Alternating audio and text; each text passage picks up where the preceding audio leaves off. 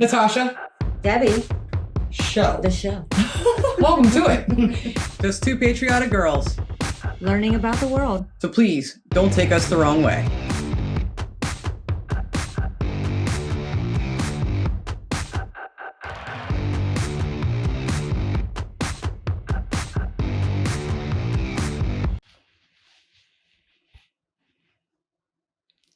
Hi, welcome to the Natasha and Debbie show. Yes, what are you checking out? No, I'm just thinking it's funny because I told her what video we're doing.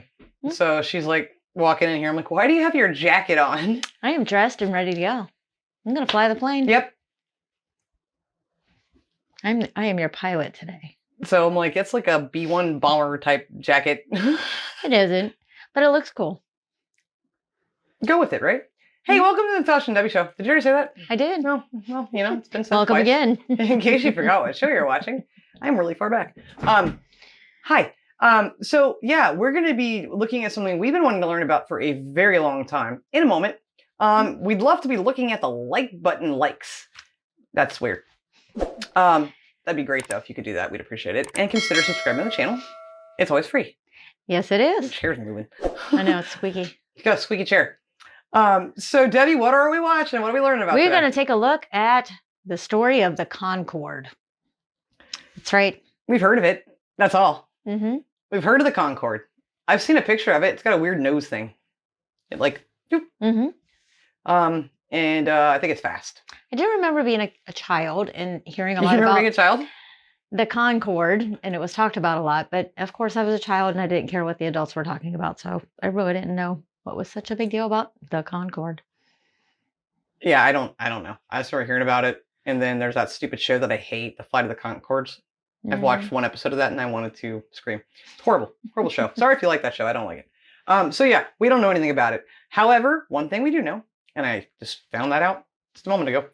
Another really cool thing that the UK and France did together. See, we learned the Channel Tunnel a couple months ago, and that was really cool video. And oh my gosh, if you haven't watched that, go watch that back. That was a really fun video. We learned all about that. That was another UK France thing. Mm-hmm. So you know what? Working together. You guys do really cool stuff together. You do. So I don't know how cool the Concorde is, or is it bad? I know it's not around anymore. That's it. Actually, I did know a few things apparently, huh? Yeah, I guess you did know a couple. That's my extent of my knowledge. I'm trying to rack my brain. Nope, that's all I got in there. That shelf is empty. Oh yeah. One other fun thing though, when she came in with this on, I was like, well, you know what? This jumper, we would say sweater, makes me look quite British. I felt it did. I think it does. Do you think it does? You're like an English garden. Kind of felt that way myself. I know. It's got that color and then the texture. We're going in, well, I mean, it's spring, right? But it's like almost tornadoing here. That's now a verb. It's America. Tornadoing. It's a thing. Not tornadoing. Enough talking. Sorry about this. We are going to learn about the Concorde. I don't know how much we'll learn in this 20-minute video, but we're going to get an overview and some understanding of our zero understanding right now. There was once a point in time where we could cross the Atlantic Ocean from New York to London in just 3 hours. The typical 7-hour flight was only cut down by going supersonic. And this came 3 hours? Yeah, that's pretty cool. Oh, could you go to Australia in the Concorde? I know. Did the Concorde go to Australia? I could have went then. Yeah. I can't be on a plane for like 20 hours. 3 hours. Interesting. We can't drive through all of Ohio in 3 hours. We can't drive through all of Kentucky in 3 hours. Kentucky, you might be able to. Straight down. No, it's 5 hours to get to Tennessee. I'm in shock. Okay? Yeah, that's pretty quick. Whatever. Supersonic. Whatever. 7-hour flight was only cut down by going supersonic. And this came in the astonishing form of the Concorde aircraft. It was a joint venture between two European countries to develop a plane unlike any other, to transport passengers at unbelievable speeds, and as a result, bring the world closer together. Its effects on the industry and culture is immensely profound, and has been revered as an icon of the skies ever since it first took flight in 1969. It started then? Then it all stopped. Why? Concorde flew for the last time in November 2003. Not only did it die, but it put an end to the entire age of supersonic travel. Today I want to find out why. Why did supersonic transport fail? And what possible future may it have? That's cool looking. This is the story of Red Concorde. arrows? It all began in Europe in the mid-1950s, when the British government had begun discussions of building a civilian aircraft capable of immensely high speeds. By this point, the Americans already had proved that a supersonic aircraft was possible in 1947. And ha! One for USA. We led the way. One for us. Where's the flag? Get the flag out. Play the anthem. Cue the anthem. That's one for us. We got mentioned. We did get mentioned. Leave us alone. When we get a mention, that's cool. We're gonna take that and run with that thing, okay? We give you props too. I can't see. Already had proved that a supersonic aircraft was possible in 1947, and with commercial aviation picking up on its own speed, this future prediction had some legs. See, by the mid-1950s, Britain had already lost the race to build a competitive jet-powered aircraft. While they were the first to do it in the form of the Comet, built by de Havilland, the American-built Boeing 707 ultimately reigned supreme. But talks were still being had about the idea of a supersonic transport, or SST for short. In a rather small amount of time, commercial aviation made the jump from propeller aircraft to jets, and it was believed that supersonic was the next leap for aviation. With airlines and the public expressing interest, it really was politics that got the ball rolling. Word quickly spread that the United Kingdom, France, the Soviet Union, and the United States were all working on their own versions of the SST. Not surprised. And it greatly mattered, not only from a market standpoint on who would get it done first, but it now became about which country could be seen as the most technologically advanced. A sort of vanity race to show who was the most capable. So with those motivators well in effect... No, if you're gonna have a vanity race, America's gonna win all the time, and that's not a positive thing. Trust me. No. We're the most vain country on planet Earth, and I hate that. Yeah. I do hate that. But yeah.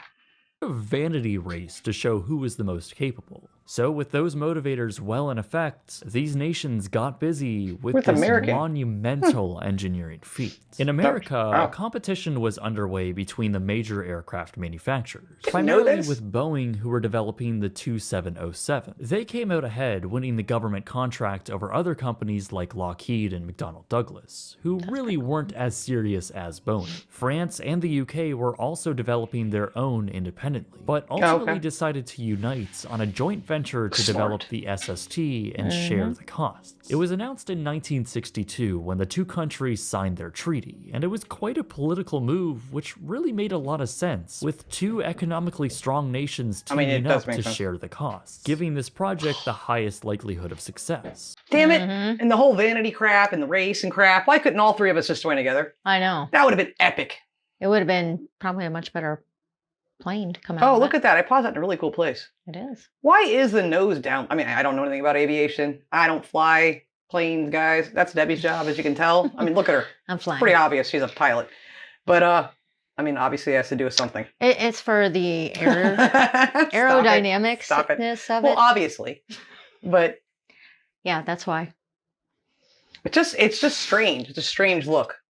Meanwhile, the Soviet Union were also well into development, but theirs was what you'd call pretty awful. For them, it was more about getting it done first and giving the world the impression that their SST was superior. In reality, though, their supersonic aircraft, which was called the Tu-144, had many design aspects from the French and British projects pretty much stolen. This allowed the Soviets to fast-track their design and have it approved by government officials in a matter of days. The Soviet Union ultimately did get their way, though, as the Tu-144 took to the skies, making its first test flights in December of 1968. Just 3 months later, France and Britain was also ready to show off what they had created. What happened to us? They called it Concorde, and it was nothing less than an engineering masterpiece. Concorde was fitted with 4 highly powerful and unique Rolls-Royce Olympus engines, with a combined 152,000 pounds of thrust. With its unique ogival delta wing design, the narrow-body jet... I have to say that's still a mind-blow... You're trying to pause? Wrong button. That's a pretty cool design. What did you do? I don't know what I did. Me pushing buttons, you know. You're fine. That's a bad thing. That's Usually. insane. I know. That's a lot of Rolls-Royce thrust. engines, you say? What do these things cost to make? Oh, I'm sure man. he's going to tell us. Yeah. Fitted with 4 highly powerful and unique Rolls-Royce Olympus engines, with a combined 152,000 pounds of thrust. With its unique ogival delta wing design, the narrow-body jet was designed to reach a cruising altitude of an astonishing 60,000 feet and cruise at Mach 2.2, which would later be decreased to just Mach 2.0 to save fuel. That's still a mind-blowing 1,350 miles per hour or 2,180 kilometers per hour, which is indeed faster than a speeding bullet. The flight deck featured a pretty intense-looking, all-analog design, and was the first commercial aircraft to feature a fly-by-wire control system, which is essentially an electronic version of the original manual control system of inputs. Among other innovations with the electronic systems, the aircraft also featured a droop nose, often referred to as the droop snoot, a section of fuselage that could be lowered for better takeoff and landing visibility. This would only be controlled by a crew of 3 people, a captain, a first officer, and an engineer. Behind the flight deck was all the luxuries you could ask for of the time. Due to the small airframe design of Concorde, along with a bunch of weight savings, the cabin was set up in a 2-2 configuration with a maximum capacity of around 120 passengers. I was wondering. Truthfully, the cabin was pretty basic, but it was no doubt premium. Remember those days when they actually served stuff on the planes? Long time ago. There's glass, there's dishes, and the frame before they actually had the metal. 1989, the last time I can remember that, on a flight to the Bahamas to Nassau, having food brought out. Yep. And, yeah, amazing. It's pretty cool. Let me rewind that just a moment.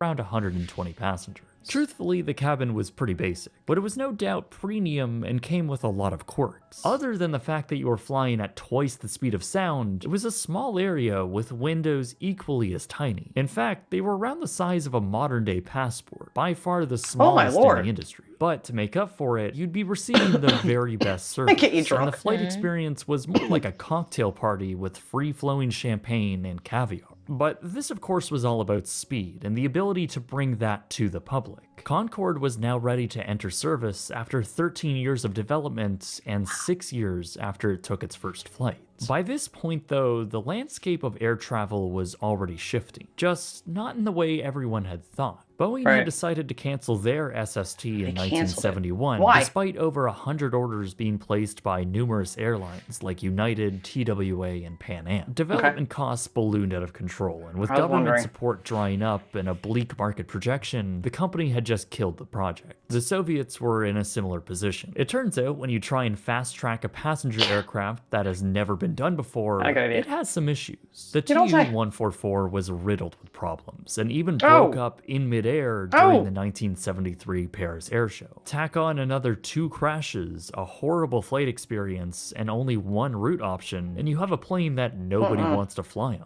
The aircraft entered passenger service in November 1977 and was quickly withdrawn less than a year later. Tickets were dirt cheap, and it must have cost millions to operate. But for the Soviets, it was really more of a propaganda piece, if anything. It continued with freight service until it was grounded altogether in 1983.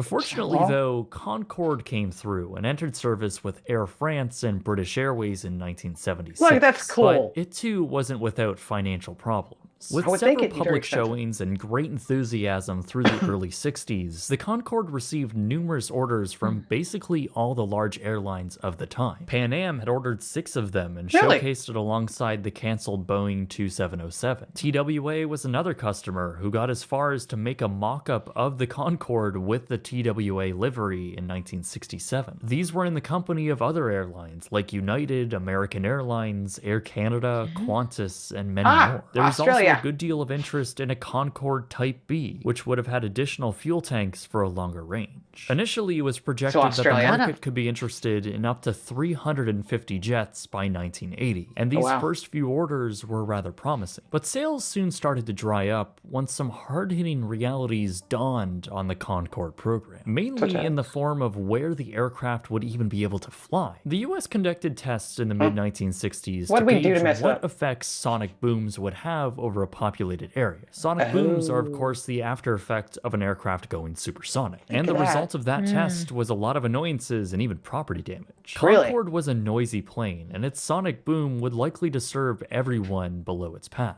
So SSTs were then banned from flying over the United States, destroying any plans for possible routes from, say, New York to Los Angeles. Therefore, the aircraft could only be flown over oceans, and because of its range limitations, it could only make non-stop flights over the Atlantic, significantly limiting what routes airlines could put it on. Mix in the 1973 oil crisis, and airlines began to bail. In fact, the majority of airlines had canceled their orders for Concorde that year. The rest would soon follow also in the early 70s, and that just left Air France and British Airways as the sole operator. Okay, so here's the thing. They just did it too soon. We're ready now. I know you said the last flight was in 2003, which actually shocked me. I had no idea that thing was still around. Hey, we met that year. But yeah, people could just put on some like really strong earplugs. I want to fly for 3 hours, I don't think not it's just 8. the earplugs. I know. The property damage. But if we get to the coast, then we can fly off the coast. What did you say? Drive to the coast? Or move to the coast? Get to the coast. Oh. However we want to get just there. drive to the coast. I'm mad. I don't want this to go away. I mean, it did. I wonder if you took the Concorde from France to England, would that be like 5 minutes? Why would you do that? 5 minutes? I think it would take you longer to get in it than it would to get there. The Channel Tunnel, man. They already got that taken care of. Wow. That sucks. Dang it. Why can't there was no way to make that quieter. There's no way. There's no chance. Oh, man. Wow. But you know what? Youth of today. Hi. If you're in science class or whatever the heck that kind of science is with this stuff, figure out how to make sonic booms go away. Hey, we knew someone in aerospace engineering. Oh, yes. Hi, Nathan, if you're watching this, work on this stuff. Fix the problem. Thank you. Despite all of these issues, though, Concorde was the new icon of the skies. It was an immensely popular aircraft and known by name around the world. I mean, I knew about Everywhere it. it visited, crowds would flock to see it arrive. It was a spectacle, a jet unlike any other, and one which millions aspired to travel on. It was the pride of France and Britain, and a testament to the incredible mid-century spirits and engineering achievement. It truly became one of, if not the most iconic and beloved aircraft in existence. Even for many watching the skies, surpassing the Boeing 747. Of course, those two planes couldn't be any different from each other and served very different purposes. Yes, While all other airliners of the time were designed for seat capacity and ticket margins, Concorde was all about speed and luxury. It really was a step above everything else. There was business class, then first class, and then there was Concorde. As you could probably imagine, the prices fitted the prestige, with a one-way flight ranging from $6,000 to $9,000 per person. For round-trip flights, fares could easily surpass $13,000. And for many... Okay, now. Okay, wait. Hold on. Now... Wait, what the no wonder no one freaking... Right? And that was back then. What the hell? Are you effing kidding me? Yeah, we can get you to Australia. $50,000. Yeah, no doubt, right? We can get you to Britain in 3 hours, but you know what? 10 grand. No. I mean, it's a really cool design. It's a really cool plane. It is awesome. It is iconic. I agree with that. But that price tag, are you freaking kidding? I mean, I guess, did they have to? Did they? I don't know. I don't know. Cover the cost of the plane. I don't think so. The oil. I don't think so. Yeah. Nope. Yep.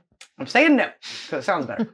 That's crazy. I did not expect that number. Trip flights, fares could easily surpass $13,000. And for many, it was worth it, with the unique experience you were in for, crossing the second largest ocean in under 3 hours. Because of the demand and low volume, those prices had to be high, often with clientele made up of business travelers and celebrities. Concorde was something of opulence now, and actually making money for the two airlines, and it continued to do so through the 80s and 90s. However, these golden years would not last forever. Yeah, they stopped On in July 2003. 25th, 2000, Air France 4590 began its takeoff down runway 26 right at Charles de something Gaulle bad's gonna Airport. happen. In doing so, a small piece of debris on the runway left by another aircraft made contact with Concorde's tire and punctured it, causing large pieces of rubber to fly up and make contact with the fuselage. In doing so, it caused the fuel tank to burst open just behind the left engine. The fuel ignited and shot out flames. The aircraft was moving too fast by this point to abort the takeoff and was forced to rotate. However, gaining altitude proved to be too difficult of a task, and as the flight crew tried to manage the situation, the aircraft was quickly falling apart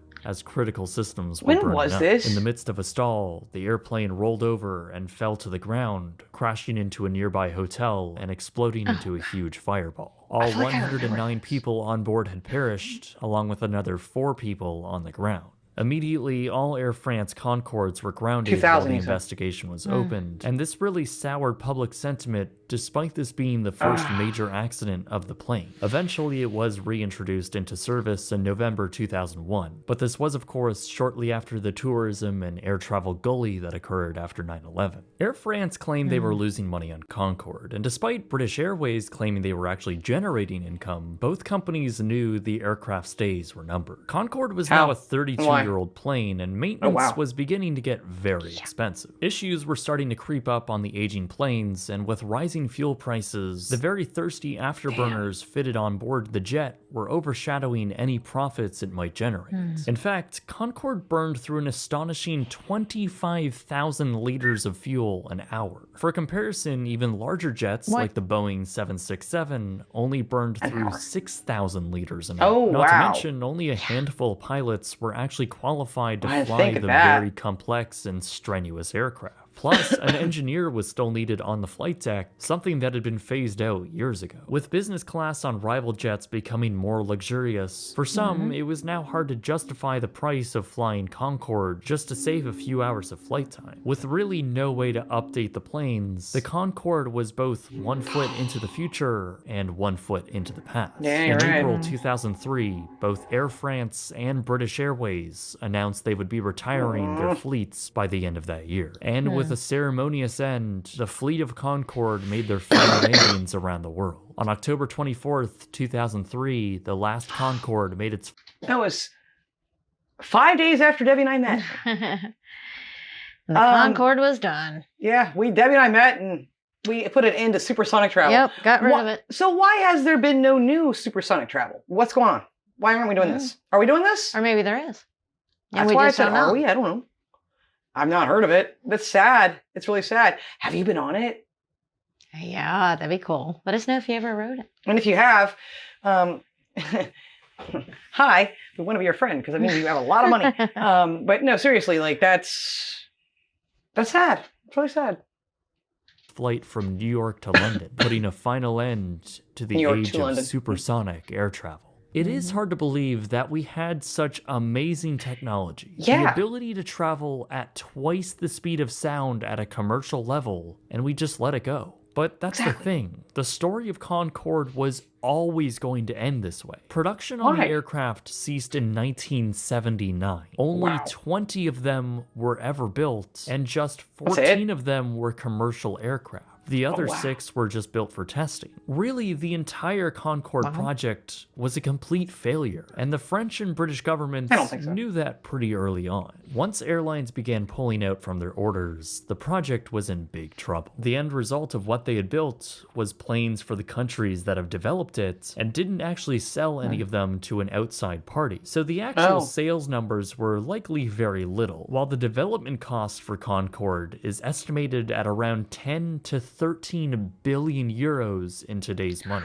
all of which were just absorbed by the governments in order to get these planes finished. Despite some of them proving to be profit centers, the entire program just didn't see the success they wanted. Really, the SST as a whole never took off like the world had thought it would. Aviation actually shifted to larger aircraft with more seats, which meant lower ticket prices. The advent of the 747, DC-10, and 777 all transported more people, cost less to operate, and charged less per seat. People often chose cost over convenience, and because of that, Concorde was always going to be a low-margin, high-cost-per-seat aircraft, and it never stood a chance against the mainstream industry. Once Airbus acquired its former manufacturer, the new company decided not to support the aircraft type after 2003. That's what sealed the fate. Even with a last-ditch attempt by Richard Branson to try and buy the remaining fleet from British Airways, the plane was just finished. Even from the 1970s, it was likely known that the Concorde would only last a few decades, until its lifespan was up. There was really no contingency plan afterwards to keep the planes flying. Really think the that's remaining what's 18 aircraft in existence were all put on display in museums and exhibitions around the world. 3 of them are in the US, with the majority of the rest put on display around Europe. There are a few Tu-144s left in the world as well, also on display, and one even put up for sale on eBay in 2017. The full-size prototype of the Boeing 2707 also still exists. It was sold to a museum in Florida until the 80s, when it was purchased by a church. The Boeing SST